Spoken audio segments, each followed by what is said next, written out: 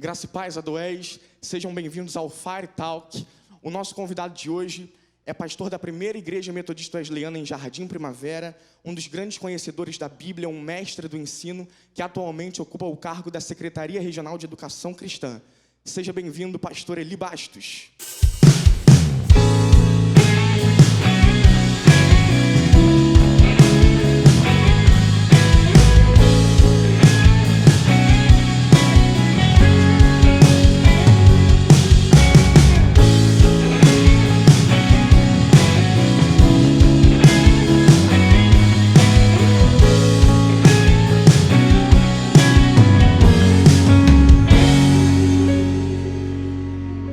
Obrigado, Louvor Regional. Pastor Eli, mais uma vez bem-vindo. É muito bom receber o senhor aqui. A gente conversava agora há pouco que um dos diferenciais do senhor é o quanto o senhor é acessível, uma pessoa que a gente pode chegar, bater um papo, conversar. É verdadeiramente um amigo nosso. É muito bom tê-lo aqui. A ideia do Fire Movement é falar sobre avivamento e é sobre isso que a gente quer começar perguntando ao senhor. Na sua opinião, o que é de fato um avivamento? Graças a Deus, João. É um prazer estar aqui. Obrigado pelo carinho, pelas palavras aí. Mas então, o avivamento é um tema muito importante para mim, que é dos elementos de minhas pesquisas, né? Como metodista wesleyano, eu sou fruto de avivamento, porque nós somos, como igreja, como denominação, fruto de um avivamento lá no século XVIII, iniciado por John Wesley. Então, avivamento é um termo muito usado de muitas formas, mas, assim, se você me permite, eu gosto de usar o termo avivamento dentro do caminho de santidade, ou seja, avivamento é santidade, pureza de suas intenções, pureza no seu coração. Eu não consigo compreender avivamento apenas fechado em um determinado momento de êxtase ou emoções, mas eu entendo avivamento em todos os sentidos da vida. Mas se eu pudesse usar uma metáfora para explicar assim qual é a visão minha de avivamento, é a metáfora de um campo que pegou fogo e você tem toda aquela cinza, aquela degradação total, mas no meio daquela cinza, no meio daquela degradação, brota uma pequena erva e aquela erva verdinha no meio de toda aquela degradação. Eu penso avivamento assim, uma ideia de que no meio de situações terríveis do caos, brota coisa nova. E aí, João, eu diria que nós estamos vivendo um momento propício para o acontecimento de um avivamento, porque estamos em um caos. A nossa sociedade está um caos, aliás, o mundo, né? O mundo é um caos. Então, eu acho que a gente tem uma esperança bacana aí. Essa ideia da erva que brota no meio das cinzas, isso é o que a gente acha um diferencial e acha muito interessante no Senhor, que é essa questão de trazer a profundidade do Evangelho com tanta simplicidade, ou seja, através de uma metáfora tão simples, o Senhor explicou algo muito profundo, isso é muito bom. Uma outra questão que o Senhor apontou aí na sua explicação, que a gente achou interessante, é que o Senhor falou de um avivamento como sensações. E, de fato, se a gente fosse perguntar para alguém hoje o que é avivamento, eles diriam, são os dons do Espírito Santo sendo derramados sobre a igreja, é o falar em línguas, é o rodar, é o rodopiar, enfim. Nós cremos que isso faz parte, sim, de um avivamento, o renovo da igreja, isso está ligado ao avivamento, mas o senhor acha que avivamento é realmente só isso? São só os dons, são só os movimentos, ou existe algo mais de Deus nesse sentido? Essa percepção de avivamento apenas nas questões das emoções, no sentir, e dentro do ambiente, do culto, a ideia ali do falar em línguas, do externar dons espirituais e tal, essa ideia de avivamento, recortado somente por aí, decorre das influências que nós temos. Nós somos pentecostais, então, por ter influência pentecostal, nós entendemos avivamento sempre na perspectiva daquilo que aconteceu lá na virada do século XIX para o século XX, na Rua Azusa, onde houve as primeiras experiências do chamado movimento pentecostal. Mas a ideia metodista wesleyana é de avivamento muito mais além do que somente dentro da igreja, no ambiente restrito da igreja. Vai muito mais além, vai no dia a dia, vai no cotidiano. Entendemos avivamento como uma vida. Ela é vivido e sentido e percebido o avivamento no chão, no cotidiano, no nosso dia a dia. Obviamente, isso vai refletir no culto, e aí lá a gente vai explodir, a gente vai glorificar a Deus, e aquela brincadeira, né, João? Deixa o menino rodar. Deixa, ok, mas não pode ser resumido ali apenas. Tem que ser refletido em todas as áreas da vida. E isso sim é avivamento. E todo esse mover vai acontecer, mas como reflexo, como resultado Exato. daquilo que vai sendo buscado ao longo da vida, né? E não só um ápice, só uma manifestação ali e depois acabou. Tem uma palavra muito interessante que eu ouvi uma vez do pastor Luciano Subirá, uma referência, um cara que a gente curte muito, e ele falou sobre 3 formas de avivamento. Um avivamento que acontece quando Deus vem sobre nós, e aí está ligado a isso, aos dons. Um avivamento de quando Deus age por nós, e aí é aquilo mais ligado à fé, quando pessoas são curadas. E ele falou de um avivamento que acontece quando Deus está em nós, e aí é um avivamento de arrependimento, de mudança de direção, de mudança de caráter. Então, mais do que os dons, é isso o que o Fire Movement busca nesse tempo. Um avivamento de arrependimento, de transformação. Perfeito. Essa fala do Luciano, eu poderia conectar, puxando logo a brasa aqui para a sardinha metodista, no sentido de que o Wesley vai trabalhar a mesma coisa, só que ele vai usar 2 elementos. Ele vai dizer um caminho de piedade e um caminho de misericórdia. Ou seja, um caminho de relação com Deus e um caminho de relação com o próximo, com o outro. Então, se você vive assim, conectado com Deus e conectado com o próximo, tudo enxertado pelo amor, você é uma pessoa avivada. Eu não gosto muito, João, de dizer que uma pessoa avivada só é aquela que fala em línguas. Eu não gosto de dizer isso, porque isso pode fazer categorias dentro da igreja. A ideia de que um fala em línguas e o outro não é. Então, um é mais santo e o outro é menos santo. Então, você trabalha com categorias dentro da igreja. Quando, na verdade, eu acho que o Espírito de Deus é sobre todos, e a experiência do falar em línguas se dá no momento, e aí não sou eu que vou dizer que vai acontecer naquela hora. Eu acho que é com Deus e a pessoa. Isso ocorre. A próxima pergunta o senhor já meio que respondeu, mas eu gostaria de fazer agora de forma mais direta. Existe alguma condição para que um avivamento aconteça?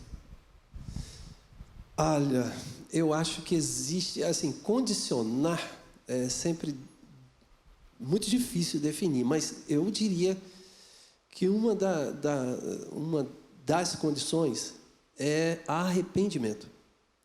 João, é inconcebível acharmos que estamos avivados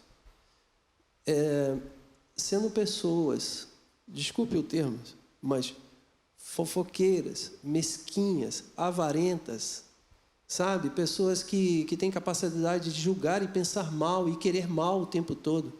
Não podemos conceber uma igreja que, se dizendo avivada, no meio dela tem facções e dissensões. Não se pode conceber isso. Então, a condição para que isso aconteça, eu diria que é o arrependimento. Arrependimento de pecado. É a prostração, é o colocar o seu rosto no pó. É como eu usei a metáfora para dizer a respeito do avivamento de uma pequena erva brotando no meio de um campo devastado pelo fogo. Para que essa erva brote com essa força e com essa beleza, há que se ter antes o fogo queimando. E aí não na perspectiva do Moment Fire, mas na perspectiva do fogo que traz o caos. E então, quando ela brota, então aí entendemos, olha como ela é linda, como ela é bela, porque ela brota e a gente consegue contrastar com aquilo que é mal, que é caos. Então você olha aquele verde no meio das cinzas. Então, para que se tenha avivamento, antes tem que se reconhecer que nós estamos mortos. As pessoas, às vezes, não conseguem compreender que avivamento significa avivar. Então tem que dizer, eu estou morto, para que eu seja avivado. Amém. Que profundo, né? Não se pode trazer vida para aquilo que já está vivo. Não se pode trazer vida para aquilo que já está vivo, só para aquilo que está morto. Então, perfeito, João. Já Perfeito. fica aí uma dica para a gente que busca o avivamento nesse tempo. Nós precisamos morrer para as nossas vontades, nós precisamos nos arrepender. Eu cito muito lá na igreja nesse tempo o texto, agora não me lembro se é de 1 Crônicas ou de 2 Crônicas 7,14, que vai dizer que se o meu povo, que se chama pelo meu nome, se humilhar, orar, buscar a minha face e se converter ou se arrepender dos seus maus caminhos, então eu ouvirei dos céus, perdoarei os seus pecados e sararei a sua terra. Avivamento. Esses são os condicionamentos para viver um verdadeiro As condições. Apesar de tudo isso que a gente falou, não dá para a gente desvincular o avivamento de uma obra genuína, de uma obra do Espírito. Então, para a gente encerrar esse primeiro momento de perguntas, eu queria saber se alguma vez o senhor já foi tocado, ou o senhor já presenciou a presença de Deus se manifestando de uma forma tão linda e tão gloriosa que aquilo te moveu, aquilo te tocou, aquilo te avivou. Existe alguma experiência que o senhor possa compartilhar com a gente?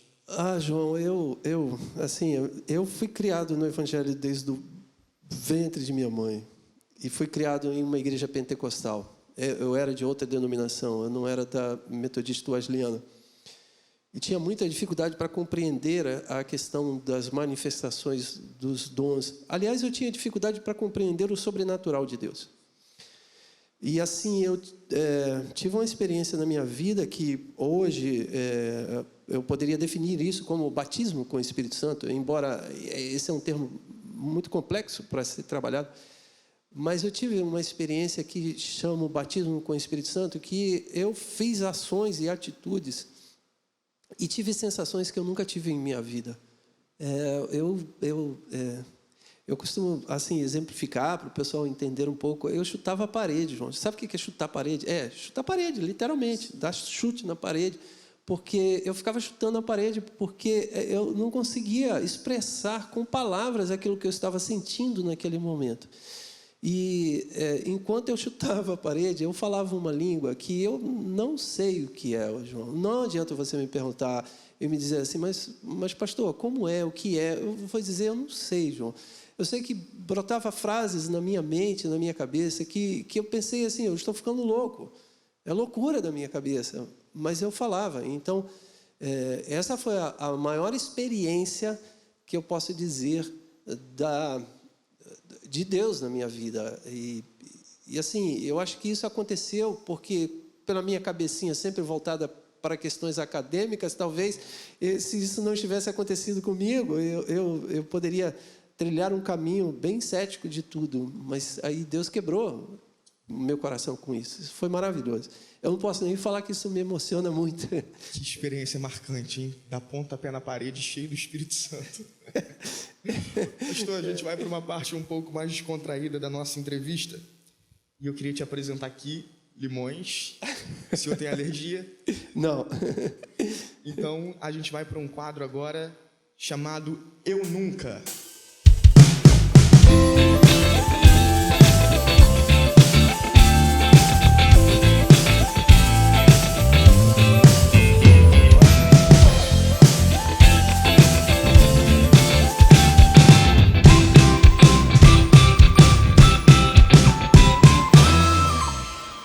Pastor, a brincadeira é a seguinte. Eu vou fazer aqui algumas afirmações. Beleza. Por exemplo, eu nunca. E se o senhor realmente nunca fez, o senhor pula para a próxima. A gente pula para a próxima. Mas se já fez, vai ter que chupar um limãozinho. Eu, como sou o seu amigo, eu vou entrar na brincadeira com o senhor. Então, vamos lá.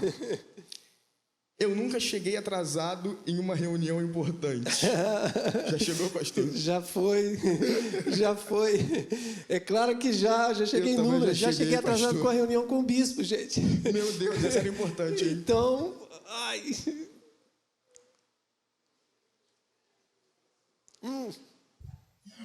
Irmãos, além de azedo, tá amargo, péssimo. Vamos fazer uma limonada? Meu Deus. Pastor, a próxima afirmação Pega é a leve seguinte. aí, porque logo de cara essa pergunta já foi pro buraco. Corrigi um pregador mentalmente. Se eu já fiz isso. Eu poderia inverter, dizer assim, eu já corrigi. Aí, ai, meu Deus, já corrigi em número. Eu já corrigi isso, também. Gente, isso é um vício de todo teólogo. Viu? Ele sentar e ele analisar teologicamente a pregação. Não tem jeito. Eu não ia participar, gente, mas a produção pediu, então eu tô aqui, Eu eles vão sou servir horrível comigo para daqui a limão. pouco. Ai.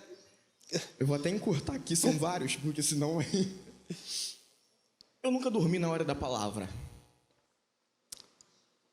Vem, limãozinho. Já dormiu, pastor? Já, mas vejam. Eu também já não vou como nem pastor. dizer de quem, senão eu perco o cargo. Só olhando para ele. Não como pastor. Como pastor isso nunca aconteceu, não. Também mas não dá já pra como membro. Pregar e dormir também lá E na como frente. membro. Ai, Jesus. Meu Deus. Ai. Eu nunca fiquei de banco. Ai. Já ficou, pastor, nem de prestei banco? atenção na pergunta. Diga, como? De banco. Disciplinado, então punido por alguma coisa. Limãozinho, vem. Já ficou? Já. Então vai ter Gente, que posso chipar, contar essa pastor. experiência rapidinho? Pode, eu nunca fiquei porque Deus foi misericordioso na Olha, minha vida. eu como eu falei, eu de outra denominação, né, gente? Então, um pouco diferente das ações e da forma de disciplina da Wesleyana. Mas a gente fez uma excursão para um lugar chamado Morro do Coco, no interior de Campos. E lá tinha um açude, uma lagoa. E a gente já saiu, eu era adolescente, cara.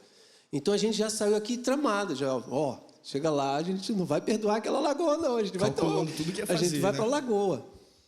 E aí o que aconteceu? Enquanto o pessoal estava fazendo lá né, todos os trabalhos e tal, e a gente entrou assim pelo bairro numa banda bem antigona, aquela banda. Pum, pum, pum, pum, pum, pum. Coisa linda, Jesus. Os guerreiros se preparam. E eu lá no meio, né? E a gente já, quando der bobeira, a gente vai vazar, a gente vai para a lagoa. E aí eles deram mole, e aí eu fui. Só que não deram mole tanto assim. Porque vazou e foram buscar a gente, e a gente foi disciplinado. Todos nós fomos disciplinados. E nessa... 3 meses de banco. Meu Deus. Eu já posso até imaginar qual seria a igreja, mas a gente não vai dizer aqui. Não, deixa isso quieto. Essa aqui, eu nunca fingi que tinha encontrado a referência bíblica sem encontrar. Eu tenho até um caso interessante que eu posso contar antes da sua resposta, pastor. Claro que eu já fiz isso, então vou chupar limão. O bispo Joedi... Só de olhar para ele, eu já fico aqui arrepiado. O bispo Joedi conta uma história, ele sempre muito engraçado, né? De uma vez que ele estava na igreja, estava lá em cima, junto com o presbitério e tal, e ele já era bispo nessa época, e ele conta que o irmão pediu para que abrisse, não sei, em Naum, em um livro muito difícil de se achar, e ele falou que tentou, passou a Bíblia para um lado, passou para o outro, e falou, meu Deus, esse livro não tem na minha Bíblia, não achou, e aí ele parou em Salmos, e ficou ali quietinho. Nisso, um presbítero do lado dele, vendo a dificuldade, falou assim, senhor bispo, o senhor gostaria que eu encontrasse a referência para o senhor? Aí ele falou assim, poxa, eu já era bispo, eu não podia dar aquele mole, então eu falei para ele, não, amado, eu já achei. E aí o presbítero falou para ele, então o senhor pode virar a sua Bíblia, que ela está de cabeça para baixo. Ai! Na verdade, além de não ter achado, a Bíblia estava de ponta cabeça. Olha, já aconteceu comigo, não como pastor, pelo menos eu não me lembro como pastor, mas já aconteceu quando era garoto, porque eu sempre fui meio assim, tipo João, né, meio metido a estar nos púlpitos, né? Então isso já aconteceu, sim. Então vamos lá. Aliás, deixa eu também falar outra coisa para o pessoal. Gente, a Bíblia tem índice. Olha, os adolescentes aqui, vocês não têm a menor obrigação de decorar onde está o local. Eu tenho.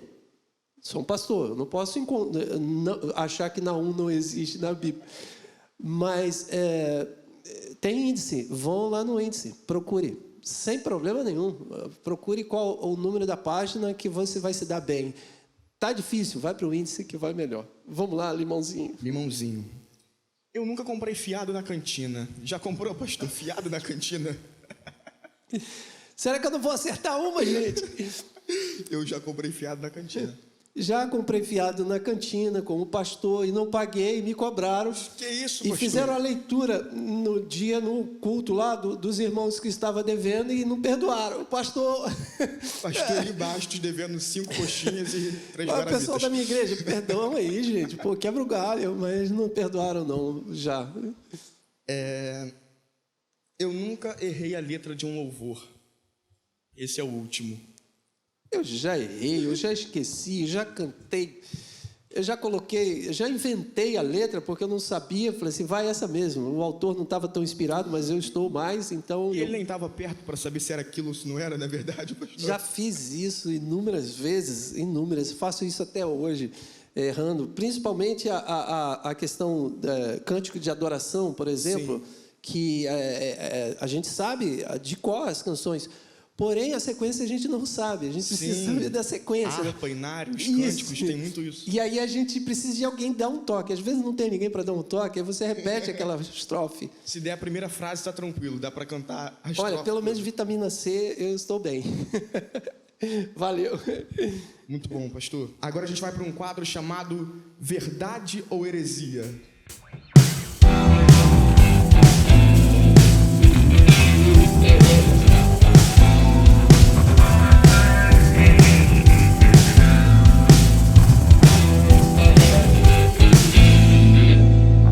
Pastor, esse quadro agora tem uma pitada de polêmica. Eu vou explicar para o senhor como é que vai funcionar. Eu vou fazer aqui algumas citações de personalidades do mundo gospel, se é que a gente pode chamar assim. Algumas frases que foram ditas em alguns altares aí do Brasil, em alguns eventos. E o senhor vai dizer se concorda com essa citação, se isso é uma verdade ou se se trata de uma heresia. Me ajude Tratando-se aí, de uma gente, verdade, intercedam pela minha vida. vamos combinar o seguinte: sendo uma verdade, a gente dá os créditos ao pastor ou à pessoa que falou a frase. Beleza. Sendo heresia, não vamos ser tão antiéticos de dizer quem foi. Mas a primeira frase é a seguinte: Deus aceita a todos, mas não aceita tudo. É uma verdade ou uma heresia? É uma verdade. Deus aceita a todos, mas não aceita tudo. Lógico, Deus não aceita diante dele o pecado, né? Mas Deus aceita a todos os homens, no sentido da expiação de Cristo. A morte de Cristo, ela é universal, né? Então ela é para todos os homens. E Deus recebe, acolhe, né, a todos. Eu acho que a frase está querendo dizer isso. Deus acolhe a todos que se achegam a Ele, mas não a tudo. Eu concordo. E o contexto era justamente esse, falando sobre essa questão do pecado. Quem falou essa frase foi o pastor Silas Malafaia. Sim. A próxima citação é: Deus tem uma dívida conosco. O que o senhor pensa sobre isso? Deus tem uma dívida conosco? Eu não consigo entender isso. Para mim, isso é uma heresia. Eu coloco, se eu digo que Deus tem uma dívida conosco, eu estou colocando Deus como um ídolo, não como soberano. Heresia. Heresia, faz todo sentido. A terceira frase é a seguinte: a fé não é acreditar no que não existe, mas é acreditar naquilo que já existe mesmo sem ver. Essa frase eu posso dizer que ela não é uma frase herética, mas eu não concordo com ela. Porque você pode apontar para a gente, o senhor, perdão. Isso, porque a definição de fé que ela está querendo dizer é uma ideia de crer. Fé é um dom de Deus. Fé não é uma ideia de crer, mas fé vai muito mais além. Nós somos justificados pela fé como um dom de Deus ao nosso coração. Então, não é apenas uma ideia de crer, seja isso ou aquilo. Então, Perfeito. vai mais além. Mas eu não posso dizer que ela é uma heresia, tá? Porque eu entendo que algumas pessoas estão querendo trabalhar a ideia no ato de crer, porque o crer está embutido na fé também, né? Mas não é só isso. Com isso, a gente divulga ou não? Não pode divulgar, eu diria que não é herética, porque ela deve ter um contexto aí. Sim, quem falou essa frase foi o pastor Felipe Valadão. Ele está falando sobre isso, sobre essa questão de acreditar mesmo antes de ver. Então, isso aí tem um contexto em que ele Sim. estava falando. Então, mas assim, se for solta para definição de fé, eu diria não é isso, não. Fé não é só isso. Não é só isso. Sim, perfeito. Essa aqui, complicada até de se explicar. Foi um pastor que disse: a Bíblia não é a palavra de Deus. Eu teria que dizer que isso é uma heresia, entendendo a Bíblia como palavra de Deus. E o pior, nesse caso não tinha um contexto. Ele iniciou a oportunidade dele dizendo: a Bíblia não é a palavra de Deus. Não, Solto. não, isso não tem o menor cabimento para o mundo cristão, para nenhum segmento cristão, absolutamente nenhum. Nem protestante, nem evangélicos, nem pentecostais, nem mesmo católicos. Isso não tem cabimento, dizer que a Bíblia não é a palavra de Deus, entendendo a Bíblia como escritura, pois a Bíblia é uma revelação. A Bíblia antes de tudo, a Bíblia é uma revelação. Talvez eu possa dizer que a escrita não seja a palavra de Deus. Sim. Porque a escrita, ela é apenas a codificação da revelação. Não quero complicar, mas vejam só. A Bíblia, ela foi codificada em caracteres, no português, no inglês e originalmente no hebraico, no grego. Então, a pessoa pegou, olhou a revelação acontecendo e trouxe para os caracteres. Então, a escrita não é a palavra de Deus, mas o que está ali contido naquela escrita é a revelação que aconteceu. Então, aquilo é a palavra de Deus sempre. Por isso, todas as vezes que você lê o caractere da palavra de Deus em tua casa, acontece a revelação para você. Sim. Porque aquilo é a revelação, e Perfeito. não a letra ali apenas, né? A quinta citação é: a graça não é uma permissão para pecar, é uma manifestação de Deus para libertar pessoas do pecado. A graça não é uma Permissão. permissão. Porque algumas pessoas se escondem atrás disso, né? Dizem: eu pequei, mas a graça... É a ideia do... alguns chamam graça barata, né? Barateando a graça. Não, a graça, de maneira nenhuma, é uma permissão para pecar. Mas a graça é um livramento do pecado. Aqueles que estão debaixo da graça de Deus estão completamente livres do pecado. O pecado não lhe domina mais. Por isso é possível viver sem o pecado. Porque a graça é sobre a minha vida. Então, eu diria que ela é uma frase correta. É uma frase do Luciano Subirá. O pastor Eli saiu muito bem, como a gente já esperava, e eu queria pedir mais uma vez aplausos da produção para o pastor Eli.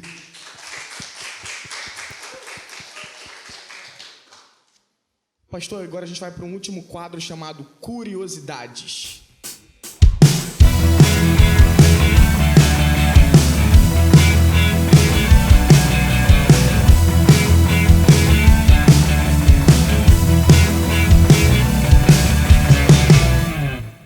Pastor, esse quadro Curiosidades, a gente viu num programa e achou muito interessante.